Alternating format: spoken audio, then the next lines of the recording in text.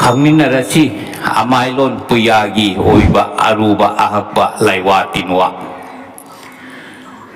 ꯑꯍꯥꯟꯕꯃꯛꯇꯗ ꯃꯩꯇꯩ ꯏꯌꯦꯛꯆꯥ ꯃꯌꯥꯝ ꯈ꯭ꯋꯥꯏ ꯄꯨꯝꯅꯃꯛꯄꯨ ꯑꯩꯅ ꯑꯩꯒꯤ ꯌꯨꯇ꯭ꯌꯨꯕ ꯆꯦꯅꯦꯜ ꯑꯁꯤꯗ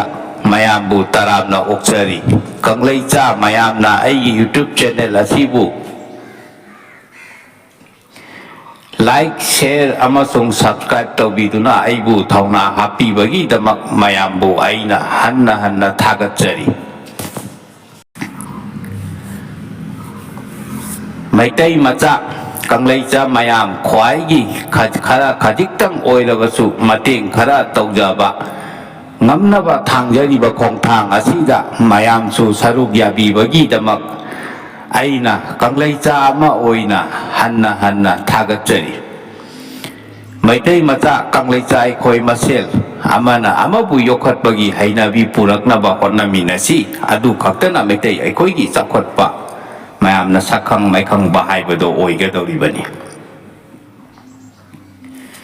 ꯉꯁꯤ ꯃꯌꯥꯝ ꯈ꯭ꯋꯥꯏ ꯄꯨꯝꯅꯃꯛꯀꯤ ꯃꯐꯝꯗ ꯑꯩꯒꯤ ꯑꯣꯖꯥ ꯒꯨꯔꯨꯁꯤꯡꯒꯤ ꯊꯧꯖꯥꯜꯗꯒꯤ ꯑꯩꯅ ꯐꯪꯖꯔꯛꯄ ꯍꯩꯖꯔꯛꯄ ꯈꯪꯖꯔꯛꯄ ꯑꯔꯨꯕ ꯑꯍꯛꯄ ꯂꯩꯋꯥ ꯀꯥꯡꯂꯣꯟ ꯈꯔ ꯊꯝꯖꯒꯦ ꯑꯩꯅ ꯌꯥꯝꯅ ꯈꯪꯉꯤ ꯍꯩ ꯍꯥꯏꯕꯒꯤ ꯋꯥꯐꯝꯗꯤ ꯅꯠꯆꯗꯦ ꯑꯩꯒꯤ ꯄꯥꯟꯗꯝꯗꯤ ꯑꯩꯅ ꯑꯩꯒꯤ ꯑꯣꯖꯥ ꯒꯨꯔꯨꯁꯤꯡꯗꯒꯤ ꯐꯪꯖꯔꯛꯄ ꯈꯪꯖꯔꯛꯄ ꯀꯌꯥꯕꯨ ꯀꯪꯂꯩꯆꯥꯁꯤꯡꯒꯤ ꯈꯔ ꯈꯖꯤꯛꯇꯪ ꯑꯣꯏꯔꯕꯁꯨ ꯃꯇꯦꯡ ꯑꯣꯏꯕ ꯌꯥꯒꯗ꯭ꯔꯥ ꯈꯟꯗꯨꯅ ꯃꯌꯥꯝꯒꯤ ꯃꯐꯝꯗ ꯊꯝꯖꯕꯅꯤ ꯑꯁꯤꯒꯨꯝꯕ ꯑꯔꯨꯕ ꯑꯍꯛꯄ ꯂꯩꯋꯥ ꯀꯥꯡꯂꯣꯟꯁꯤꯡ ꯑꯁꯤ ꯁꯤꯖꯤꯟꯅꯕꯗ ꯍꯦꯛꯇ ꯇꯔꯥꯏ ꯇꯔꯥꯏ ꯇꯧꯕꯤꯒꯅꯨ ꯂꯩꯋꯥ ꯇꯤꯟꯋꯥꯅ ꯆꯤꯡꯕ ꯈꯨꯂꯣꯟ ꯀꯌꯥ ꯑꯁꯤꯗꯤ ꯇꯥꯏꯄꯪ ꯃꯄꯨ ꯃꯍꯥꯛꯀꯤ ꯊꯧꯒꯜꯂꯣꯟꯅꯤ ꯂꯥꯏꯅ ꯍꯥꯏꯕ ꯋꯥꯅꯤ ꯍꯥꯏꯗꯨꯅ ꯂꯩꯋꯥ ꯍꯥꯏꯔꯤꯕꯅꯤ ꯍꯥꯏꯕ ꯑꯁꯤ ꯑꯍꯜ ꯂꯃꯟ ꯑꯣꯖꯥ ꯒꯨꯔꯨꯁꯤꯡꯅ ꯍꯥꯏꯕꯤꯔꯝꯂꯕꯅꯤ ꯃꯔꯝ ꯑꯗꯨꯅ ꯂꯩꯋꯥ ꯇꯤꯟꯋꯥ ꯍꯥꯏꯕ ꯑꯁꯤꯗꯤ ꯃꯌꯥꯝꯒꯤ ꯑꯣꯏꯕ ꯌꯥꯏꯐ ꯂꯝꯕꯤꯗ ꯁꯤꯖꯤꯟꯅꯒꯗꯕꯅꯤ ꯍꯥꯏꯗꯨꯅ ꯃꯥꯏꯆꯧꯁꯤꯡꯅ ꯇꯥꯛꯄꯤ ꯇꯝꯕꯤꯔꯝꯂꯕꯅꯤ ꯑꯩꯅ ꯊꯝꯖꯕ ꯋꯥꯍꯩ ꯋꯥꯇꯥ ꯀꯌꯥ ꯑꯁꯤꯗ ꯁꯣꯏꯈꯤꯕ ꯂꯥꯟꯈꯤꯕ ꯍꯥꯏꯔꯣꯏꯗꯕ ꯍꯥꯏꯗꯣꯛꯈꯤꯕ ꯍꯥꯏꯒꯗꯕꯅ ꯍꯥꯏꯍꯧꯗꯕꯅꯆꯤꯡꯕ ꯁꯣꯏꯈꯤ ꯂꯥꯟꯈꯤꯕ ꯋꯥꯍꯩ ꯀꯥꯔꯜ ꯆꯠꯈꯤꯕ ꯀꯌꯥ ꯌꯥꯎꯔꯕꯁꯨ ꯃꯌꯥꯝꯅ ꯃꯩꯇꯩ ꯃꯆꯥ ꯏꯌꯦꯛꯆꯥ ꯑꯃꯅꯤ ꯈꯜꯂꯒ ꯉꯥꯛꯄꯤꯌꯨ ꯍꯥꯏꯅ ꯃꯌꯥꯝꯕꯨ ꯑꯩꯅ ꯍꯟꯅ ꯍꯟꯅ ꯈꯨꯔꯨꯝꯖꯔꯤ ꯑꯗꯨꯗꯤ ꯉꯁꯤ ꯈꯪꯃꯤꯟꯅꯔꯁꯤ ꯅꯨꯄꯤ ꯑꯣꯏꯕꯤꯒꯤ ꯊꯥꯒꯤ ꯈꯣꯡꯀꯥꯞ ꯂꯥꯛꯅꯅꯕ ꯈꯌꯣꯝ ꯂꯥꯛꯅꯅꯕꯒꯤ ꯂꯩꯋꯥ ꯈꯌꯣꯝ ꯂꯩꯋꯥ ꯂꯩꯋꯥꯗꯤ ꯏꯁꯨ ꯏꯔꯝ ꯇꯔꯦꯠꯅꯤ ꯈꯣꯡꯁꯨ ꯈꯣꯡꯂꯝ ꯇꯔꯦꯠꯅꯤ ꯊꯧ ꯅꯨꯡꯊꯣꯡ ꯊꯤꯡꯕ ꯊꯧꯗꯨ ꯅꯨꯡꯊꯣꯡ ꯍꯥꯡꯂꯦ ꯅꯨꯡꯒꯣꯏꯕꯤ ꯏꯆꯨꯞꯄꯤ ꯏꯊꯣꯡ ꯍꯥꯡꯂꯦ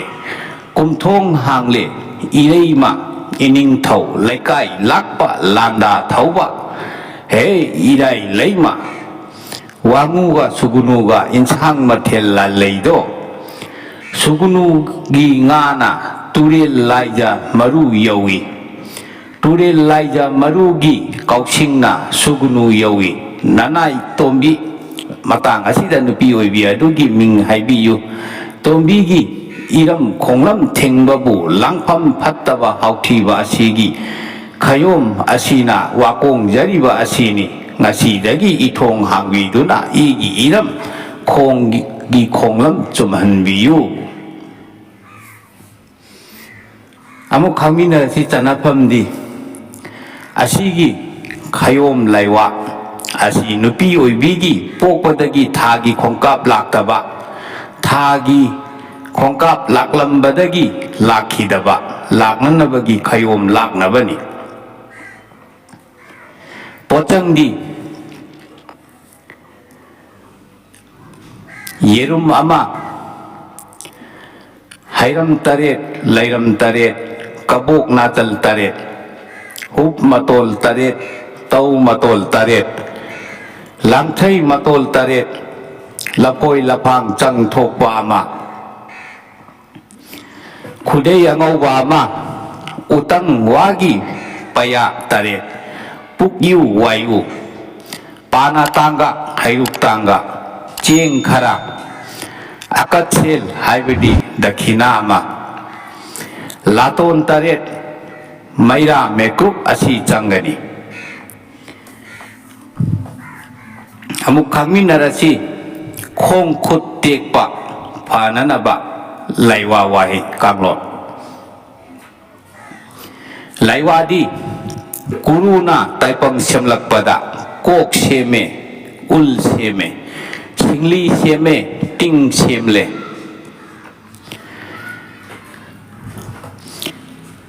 lu seme tu seme ul samo singli samo ting samo lu samo tong samo tu samo gurugi athangni janapamdi asigi lairol asi khong khut tekpa singli thupa saru sayang tekpa phananabani asigi lairol asi acha thauda taretlak hanna solaga hangkat na tapna noi duna anaba mafamda laiwa asi son duna tayu singli thupa phai saru sayang tekpa sami yamna phaiye kanabane amuk khangminarasi lainingthau laimarel khuramba kharai tungol sidewa khara aruba ong lo yaibire sidaba nanaina ahanba makkada numit tha thawan micha khongjom nubi okpuroi tauhireng lamak tumaba lamsenba tusenba iram lambu senbiriba iram lambu taibiriba hanu kokchau hanu hanba sidaruk nadaruk ngasi kauba guru nongan badagi numit taba phawbana yoibu rel na sakhi oiba numit taba dagina nongan ba phawbana thajana sakhi oiba nongpok ningthau ipungo panthoibi ibe ma lam masibu konbiriba chimuba nakhoi khibikpu nanai na ahan ba maktada khurumjari nahal laija isingna koina malem lekoi pung asibu laisim laknaida taipang thawai panba chat lengli paliba tumit kang wahi munu nabi singbi loktai laija iram khonglam pumba nongdam birabada guruna mathang lenna langon khiba pari ahum pari singkhong yaibana taipangi apokpagi khufam phangki pari ahal achibaga manau ibungo konjeng tukthabaga anibu yenglaga guruna ipari animak lai laibakta ipa chatlage nachil nauna malem asi tadelak hanna koiraga taipangi haurpham maru thiruso taipangi haurapham marudu khangba aduda ipagi tangbalasi sinaramlage haina yathang pire manau ibungo konjing tuthokpadi hayeng iyambana thiruraga khangjaba oijarage haina malem koiba chatsi haiba yadaduna leihore lainingthau ipungo achibana thanglen kutta paiduna gurugi yathang phigau sana yaduna malem loya koiba chatkhiringaida palem mama laiphure namung bina mapari koilo ton yengduna hairei ibungo nangdi angang nawa oibana manghoba tare nayamba singdi magi sintha phangkhre imana haibadi haiganu gurugi phalkhong taret lak koiraga malem chi taret lak hanna koibaga pangkhakne taipangi haurapham marudi guru dagi haukhibani asi haina gurugi phalkhong tangbanbu taret lak hanna koiraga gurugi khuyada khurummo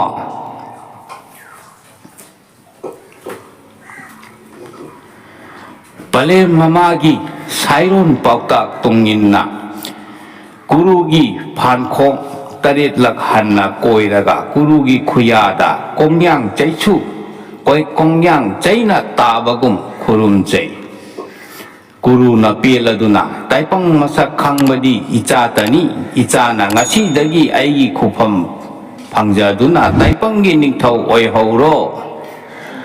ngasidagi hauna pakhangba haina kaurasanu sida yathang pibire matam asi maktada achiba laichu malim loya koiba loiduna thunglare matau langon adu ubada achiba laina chauduna mittagi maibi maira hauna yengbada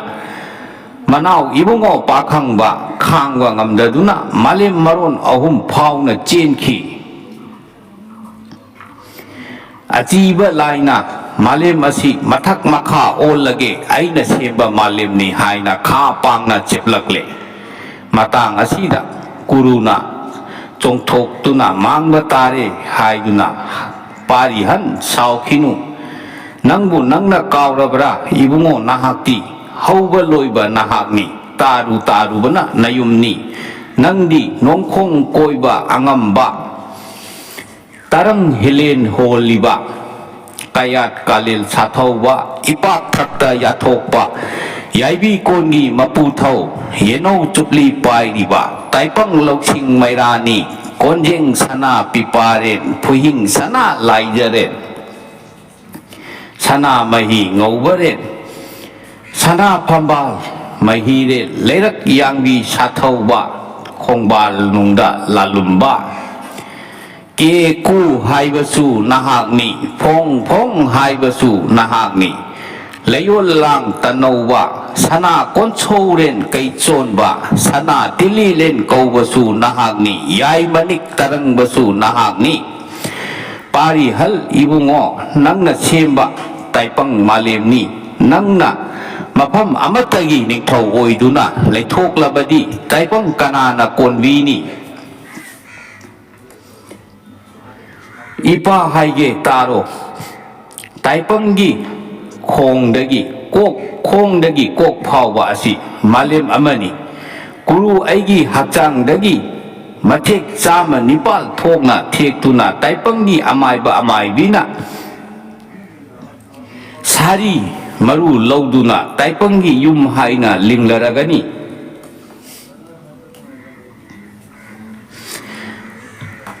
phiron taret kuptuna tung phawba asigi santhong apam phamda phamduna taipang thawai panba singbu ayuk nganna konthok numidang nganna konchil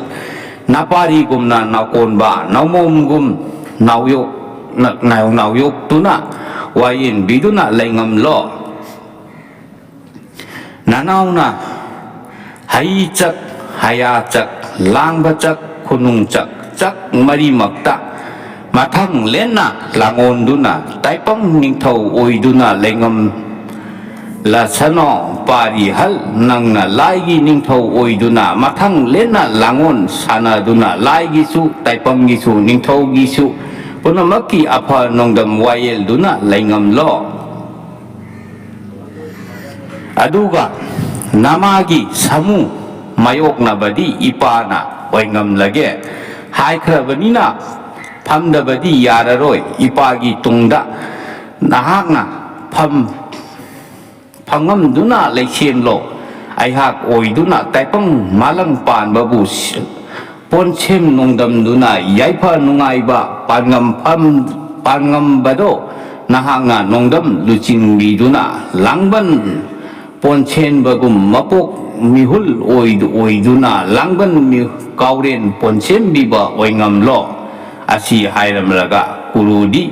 thukkhare adudagi haujik phawba kurugi mayathang kaidana leiribi he ima leimeren sidabi leipuren namungbi nongpurel ajibi mangchok kajau yabi phamlen lukhoi lukhai lobi yotki khurum tongbi likon achangba khawon naribi nongda khongnet naribi ising oinambida yataribi ima naming chu leisiren leipunbi haina kawi leipak maibi hanbi sarik somjau sibi ningthau maiba hanba hida khaujau paiba he ima ibema jinguba nama nacha khoi mombu hai bani lai di makai phanglaga peli taipang di makai phanglaga sawi hai badai kurugi thangnai hai duna kawi kauduna chatli hai bagi kauru kawi madana chatli hai bagi marjin kawi khana wangna chawi hai bagi khana chawba wangbren hai na teng tha nei chuk mari maksu nanai tomba tombi ming hai biu tomba tombi na khurum jari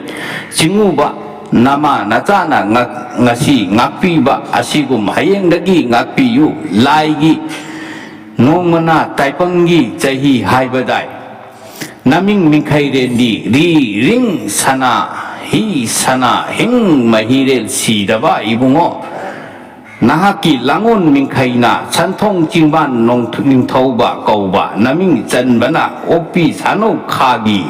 lam thang inba kauba malem asigi apa phata khulai puwai pungo nangondagi thokpani nanai tomba tombi minghai biyu tomba tombi gi imung asidagi hu puba tenbu satok piraga aphaba athumba tenbu kapsin biyu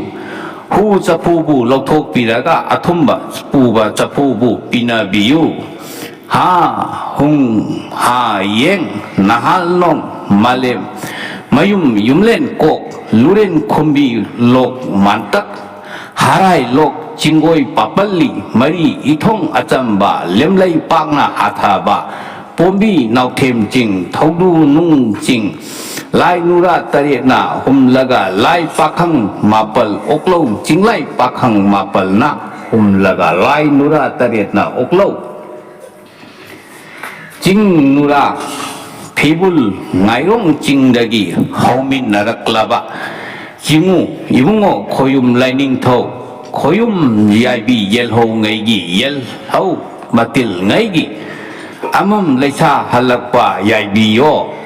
mihul thoina khere nungoi takup hau koiding nong thang tarang laija ipok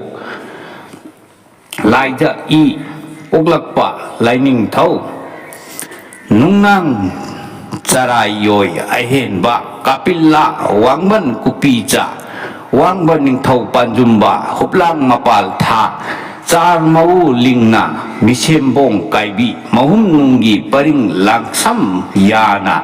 laithong yan malem leichem le hai ho rakpa jingu ipungo nadai rem pumna makpu taina sembi ramo langban kauren ponchen bagum ponchen biu jingu nakhong nganglo thambal man bada tolaba taipangna khurum jari chanapamdi asigi laiwa wahe asi imung manungda awa ana taba migi laigi posem thaurangna imungda angau aphai yauba phananabani yamna aruba ahakpa kanglolni cheksinna sijinabiyu potangdi phidagi damak phiyangauba ama sana changning ama lupa changning ama thambal angauba chamanipak sangom ahingba khara phi phau maram taret ki yam phangdraga khutna khokpa phau maru taret ki yam uthakta munba lafoi chungau matang ahum sangbagi chuhing khoiru ahingbagi maira khoihi hairuk tanga pana tanga akachel haibadi dakhidama hairam makhal manga asi changani asigi polam sing asi nopo onba laton da haptuna lining thauda afaba achangba thabal da kacha duna ipada khurum jau thangni jawo awaba punamak kokani yaipa tan phangjagani ya ngasigidi aigi video asi matang asida loisinjarage mayamna aigi video asi like share comment tobiyu mayamna aigi youtube channel asibu subscribe tobiyu mayamna karigumbada hainingba hangningba khangningba leibirabadi comment ตบิรักปายากนีอดูกะกะรีกุมบดะยามนาอรูบะMayam da kangan ning da ba wari laibira badi aigi FB da oina message to birak pa yagani aigi FB gi link video gi description da aina hapchakrabani khang sigumba khang bada yamna kanaraba atai su mayam ama leidi aigi mathangi video da atai amuk makha ta na khangminarasi Hayum si daba mapu hong kuru si daba